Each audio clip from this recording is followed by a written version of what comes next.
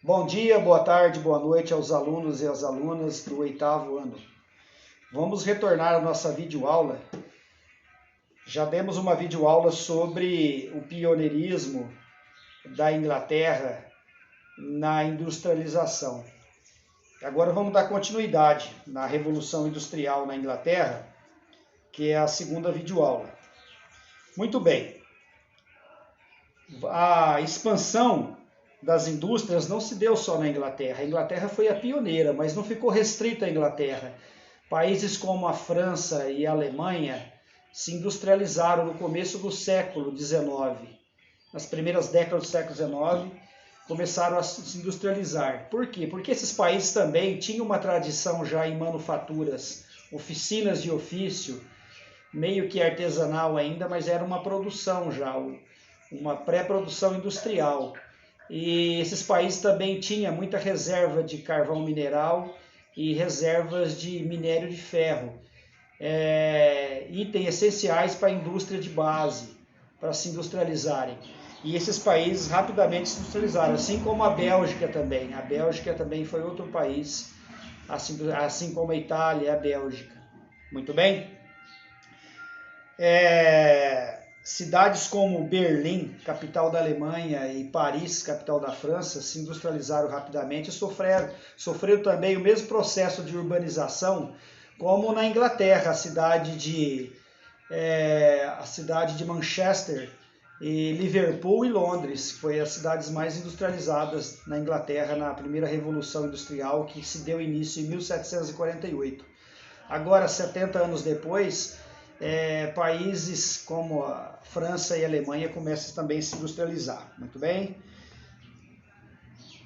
Mas muitos países da Europa não conseguiram se industrializar, pois não tinha essas condições necessárias à industrialização. Por exemplo, Portugal e Espanha. Portugal e Espanha tinham suas manufaturas, mas essas manufaturas não conseguiu concorrer com as indústrias desses países pioneiros da industrialização. Então essas manufaturas, muitas delas até fecharam. Um exemplo disso são na colônia inglesa na Índia, havia a produção de roupas, era ainda manufaturas em teares movido por força humana. É assim que confeccionava roupas na Índia, que já era um país que tinha 800 milhões de habitantes já na época. E essas indústrias não pôde concorrer com as indústrias dos países industrializados, pois a produção era muito grande dos países industrializados, produzia em larga escala, o que baixou o preço da mercadoria e do produto, o que causou o fechamento de muitas manufaturas nos países periféricos, nos países que não se industrializaram. E eles passaram a ser dependentes dos países industrializados, comprando a produção industrial, parte da produção industrial, dos produtos industrializados, e se tornaram fornecedores de matéria-prima, de alimentos e matérias-primas para as indústrias dos países industrializados. Caso de Portugal. Contextualizando o que eu estou dizendo, basta lembrar que o Brasil foi colônia de Portugal por 322 anos e havia um pacto colonial entre a metrópole Portugal e o Brasil. O Brasil não poderia ter fábricas no território brasileiro, na colônia brasileira não podia haver fábricas. O Brasil só podia comprar e vender para Portugal, era o pacto colonial. Portugal vendia azeite de oliva, azeitonas, vinhos, bacalhau para a Inglaterra, em contrapartida comprava da Inglaterra produtos industrializados e revendia para o Brasil. Portugal então era um intermediário. Quem vendia os produtos era Portugal, mas não era fabricado em Portugal esses produtos, eram na Inglaterra. E com isso Portugal ganhava na intermediação, mas Portugal não se desenvolveu, não se industrializou, se tornou um país aí periférico aí na Europa, assim como a Espanha e muitos outros países pobres no continente europeu, que demorou a se industrializar. Essa é a realidade do Brasil, contextualizando para vocês entenderem aí esse período aí das revoluções industriais. Muito bem. Enquanto que muitos países da Inglaterra, muitos países da Europa estavam fazendo sua primeira revolução industrial, a Inglaterra já estava iniciando a sua segunda revolução industrial.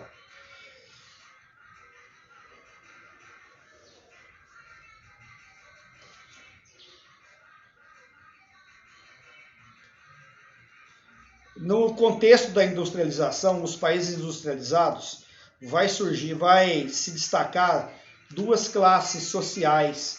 A classe da burguesia, os burgueses são os donos do capital, quem tem o dinheiro, dono das fábricas, das ferrovias, dono dos meios de transporte, dos navios de transporte, os banqueiros, dono do banco, do capital. E essa é a grande burguesia, a alta burguesia, a parte mais rica da burguesia. Tinha a burguesia média, que tinha os comércios, e então tinha vários níveis de burguesia nesses países industrializados. E o proletariado é outra grande classe social. O proletariado é formado pelos trabalhadores assalariados, que recebem um pagamento fixo pela venda da sua mão de obra numa jornada de trabalho. Esse é o proletariado. Essas duas classes sociais têm interesses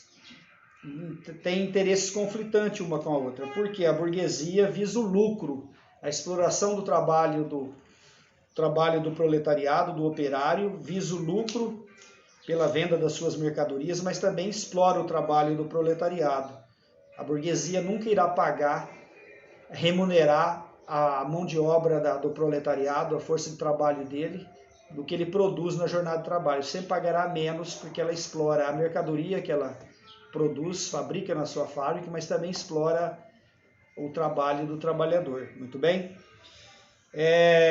E os trabalhadores nas cidades industriais que cresceram desordenadamente devido ao êxodo rural, a ida do homem do campo para a cidade em busca de trabalho, de melhor renda e melhor qualidade de vida, vai inchar as cidades vão crescer desordenadamente. Em torno das fábricas vão ser criados bairros operários. E esses bairros operários, a infraestrutura é muito precária nesses bairros operários. Muitas vezes não tem água encanada e não tem rede de esgoto. Famílias morando em cortiços, cortiço é uma casa comunitária que mora várias famílias, mas só tem um banheiro. Isso que se caracteriza um cortiço. As péssimas condições de vida, de higiene e a má alimentação vai fazer com que a mortalidade infantil seja muito alta, a média de vida do trabalhador seja baixa, muitas doenças. Como não havia perspectiva de melhora de vida, pois os salários eram baixos, o índice de alcoolismo entre os adultos era muito alto, morte prematura, as pessoas morriam novas, os filhos ficavam órfãos, eram colocados em orfanatos, ficavam órfãos de pai e mãe. Então esse era o contexto. O Charlie Chaplin retrata bem o Carlitos é um produto da Revolução Industrial, mas já da segunda Revolução Industrial da Inglaterra, porque ele retrata um personagem de 1900, 1910. Ele era um vagabundo no sentido que ele era um morador de rua que não conseguia emprego, tinha baixa escolaridade, franzino, baixinho, o biotipo criado pela Revolução Industrial, a má alimentação, ele é pálido, a pele dele é branca, não tem cor, porque ele é pálido pela péssima alimentação, e ele é um desempregado. Ele retrata bem a vida nas cidades industriais, na Revolução Industrial, assim como um grande escritor chamado Charles Dickens, em seus romances, retrata bem a vida dura e o sofrimento das camadas mais pobres nas cidades industriais. Muito bem? Vamos adiante então. Os operários, as condições de trabalho nas fábricas eram precárias, as fábricas eram pouco iluminadas, o barulho era ensurdecedor, gases poluentes no ar. Tudo isso prejudicava a saúde do trabalhador, que tinha uma média de vida muito baixa, aliada às péssimas condições de moradia e de vida que eles tinham fora da fábrica também. E o trabalho infantil era comum, as crianças trabalhavam até 14 a 16 horas por dia, começava a trabalhar às 6 da tarde, parava de trabalhar às 8 da noite, e chegava em casa muitas vezes às 10 da noite, e saía de casa às 3 da manhã para ir trabalhar, as crianças. Se as crianças dormissem no trabalho, elas eram açoitadas, chicoteadas, apanhavam, sofriam castigos físicos, não podia dormir ou errar no trabalho, cometer erros que prejudicassem a produção. Mulheres também, os capitalistas, os burgueses, donos das fábricas, gostavam muito de empregar crianças e mulheres. As mulheres ganhavam metade do salário de um homem adulto e a criança ganhava 1/5 do que ganhava um homem adulto, que é uma parte de 5. Divide o salário de um homem adulto em 5 partes, as crianças ganhavam uma parte. As crianças tinham mãos pequenas que eram fáceis de montar muitos equipamentos, aparelhos, produtos que a fábrica produzia. Por isso gostava do trabalho infantil, que era baixamente remunerado, assim como as mulheres, e produzia muitas vezes como um homem adulto. O risco de acidente era muito grande, crianças eram mutiladas, mortas nas máquinas, assim como os adultos. Enquanto a pessoa era mutilada, ela não recebia nenhuma indenização trabalhista, ela era demitida e ela era impossibilitada de trabalhar, porque ela ficou aleijada muitas vezes, quando não morria. E assim era a vida difícil do trabalhador. Muito diferente dos dias de hoje, que o trabalhador tem todas as garantias trabalhistas, aposentadoria, tudo isso que a gente tem hoje, essas conquistas trabalhistas e essas conquistas sociais, são fruto de lutas dos trabalhadores dessa época e de épocas depois desta que lutaram, greves, piquete, passeatas, para conquistar melhores condições de trabalho, de vida, de salário. E tudo foi conquistado com muita luta e com muita morte também. Muita gente morreu lutando, reivindicando em passeatas e piquete nessas cidades industriais que a polícia enfrentava os manifestantes com balas de verdade e matava muitos manifestantes. Muito bem?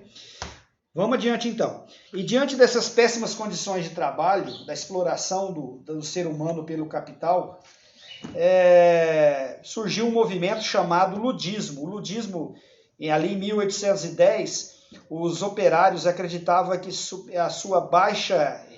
a falta de emprego, o desemprego, a redução dos salários, eles ganhavam muito pouco, e as péssimas condições de trabalho era causada pelas máquinas. Então, se eles acreditavam que destruindo as máquinas ia valorizar mais o trabalho, ia aumentar os salários, e eles passaram a destruir as máquinas com marretas, martelos, picaretas, destruir as máquinas, mas o governo logo interviu, o governo que era formado pelo parlamento, e o parlamento tinha em sua maioria a burguesia, que era dona das fábricas, começou a atuar energicamente contra esses manifestantes, prendê-los, identificá-los, prendê-los e até condená-los à morte e enforcamento. Então esse movimento recuou diante da truculência do governo, e mais um outro movimento vai surgir. Os trabalhadores então como eles trabalham numa fábrica, centenas, milhares de trabalhadores convivem junto, se comunicam, eles vão começar a se mobilizar, se organizarem para reivindicarem organizadamente direitos trabalhistas para sua melhor condição de vida e de trabalho. Vai surgindo em meados já do século XIX, meados é a metade do século XIX, 1850, o movimento chamado cartismo. O cartismo é um movimento em que os trabalhadores eles vão redigir uma carta ao parlamento, uma carta do povo, uma carta da classe operária, reivindicando melhores condições de trabalho, melhor remuneração, melhores salários e regulamentação do trabalho infantil. Mas o parlamento, como é de maioria formada pela burguesia, não vai aceitar essas reivindicações. Eles também reivindicavam poder votar, o voto universal, o sufrágio universal, que os trabalhadores tinham direito a voto. Todo trabalhador, todo homem maior de 21 anos tivesse direito ao voto, que não tinha. Claro, assim eles podiam eleger deputados no parlamento e conseguir aprovar as leis que favoreciam os trabalhadores. Mas o parlamento vai negar as reivindicações dessa carta e vai passar a reprimir com maior violência as manifestações da classe operária. Mas os operários não vão desistir, vão continuar se mobilizando em piquetes, greves e passeatas, que vai ser muitas vezes reprimida pelo governo através da polícia, que é o braço armado do Estado, vai prender, vai matar muitos trabalhadores, vai atirar nos trabalhadores e manifestantes, mas os trabalhadores vão conseguir uma flexibilidade na lei para poder formar os sindicatos, que os sindicatos das classes, principalmente dos operários, vão passar a reivindicar e conseguir melhores condições de trabalho e renda e regulamentar o trabalho, frutos que a gente colhe nos dias de hoje, as leis trabalhistas que a gente tem. Então vocês têm que entender que nada vem de graça, tudo é luta, conquista, tudo foi lutado, conquistado ali com suor e sangue para que hoje a gente colha os frutos dessa luta, desse trabalho, desses trabalhadores que milhões morreram prematuramente, foram explorados pelo capital. Então sempre é tempo da gente estar aprimorando as leis e reivindicando e apurando as leis para que elas se tornem mais humanas, no sentido aí de atender às necessidades das massas, dos trabalhadores, ok? E finalizando, com a Revolução Industrial criou-se novos meios de transporte e novas rotas comerciais para escoar essa produção industrial para os outros continentes. Então, um fluxo enorme de mercadorias e transporte de cargas foi criado, uma verdadeira rede internacional de rotas marítimas e, posteriormente, aéreas. Muito bem, aí favoreceu o fluxo de pessoas pelo mundo inteiro, as migrações da Europa, da Ásia para a Europa, o fluxo de gente no mundo vai aumentar muito devido a essas novas tecnologias de meios de transporte. Muito bem, galerinha, vamos ficando por aqui. Qualquer dúvida, estou no privado, à disposição para tirar qualquer dúvida. Essa matéria tem mais a ver, dessa videoaula, com atividades 6 e 5, mas qualquer dúvida, estou à disposição. Obrigado, até mais.